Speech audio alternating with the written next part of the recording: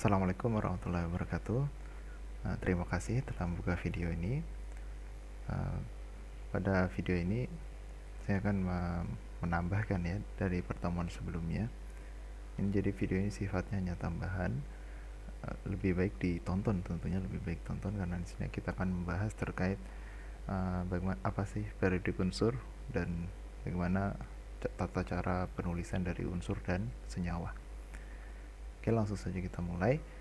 Jadi periodik unsur itu mungkin teman-teman udah pernah melihat ya di internet, di Google, di manapun itu yang bentuknya seperti ini. Jadi unsur-unsur yang ada di alam semesta ini dibuat ya, ditampilkan dalam suatu tabel atau grafik yang dinamakan periodik unsur. Jadi semua ini adalah unsur-unsur yang ada di dunia, unsur-unsur penyusun dasar, unsur dasar penyusun segala sesuatu yang ada di dunia. Oksigen ini disusun di salah satu unsur yang ada di sini. Hidrogen, litium, sodium, rhodium, iridium, tungsten, bismuth, dan lain sebagainya. Ada banyak sekali.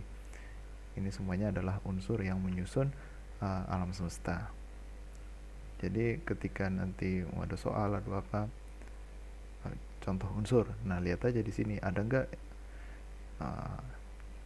ini penempatan ini tidak sembarangan, tapi karena masih di tingkat SMP belum dibahas lebih lanjut terkait bagaimana penempatan, kenapa ini ditaruh di sini, hidrogen ditaruh sini, oksigen ditaruh sini, nitrogen ditaruh sini.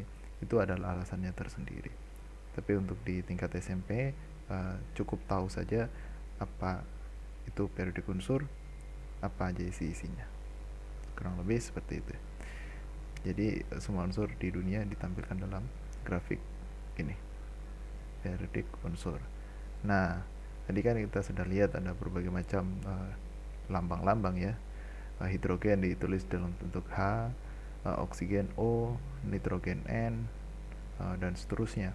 Kok ditulisnya kayak gitu? Nah, itu ada aturannya tersendiri, tidak asal-asal oh kayak gini, oh kayak gitu. Nah, itu ada ada peraturannya, ada aturannya gitu, tidak sekedar suka-suka. Nah, pertama yang harus diperhatikan menggunakan nama unsur dalam bahasa Latin. Jadi nama-nama unsur tadi ada yang dari bahasa Latin, ada yang juga dari nama penemu juga ada sih. Nah, itu yang poin pertama. Kemudian lambang unsur diambil dari huruf pertama dari nama tersebut. Misalnya hidrogen, H, hidrogen. Nah, itu diambil lambang huruf pertamanya, ditulis dengan huruf kapital. Itu huruf pertama kemudian ditulis dengan huruf kapital. Contohnya apa? Tadi hidrogen. Terus ada juga karbon, atau yang lain mana ada potasium, ada fosfor, ada sulfur, karbon, boron, fluorin, dan lain sebagainya. Kan cuma satu huruf dan dia huruf besar.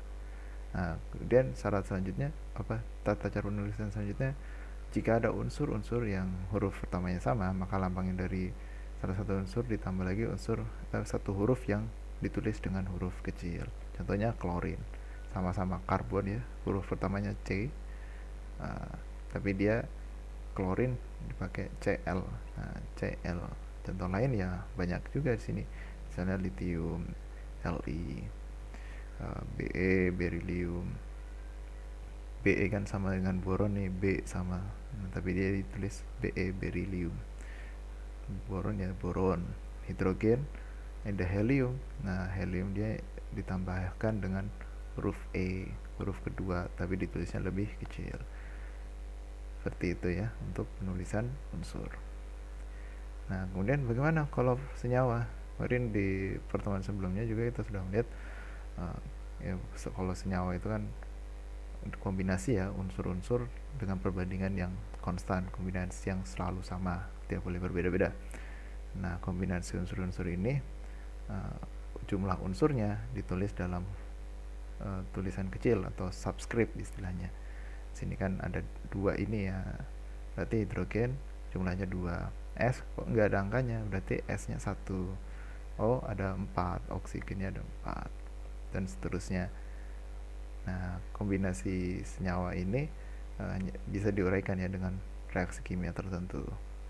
Misalnya apa ya? Di sini belum sempat saya tulis. Misalnya H2O ini air, ini bisa dipisahkan dengan reaksi kimia tertentu, bisa dipisahkan menjadi H2 sendiri, O-nya sendiri, terpisah gitu, dan lain sebagainya.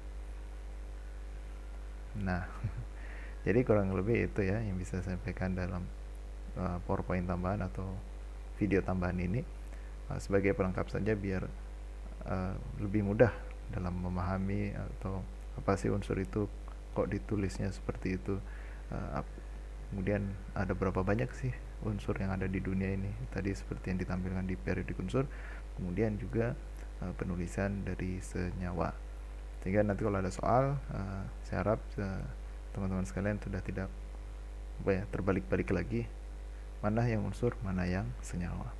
Saya rasa itu. Terima kasih. Saya akhiri. Wassalamualaikum warahmatullahi wabarakatuh.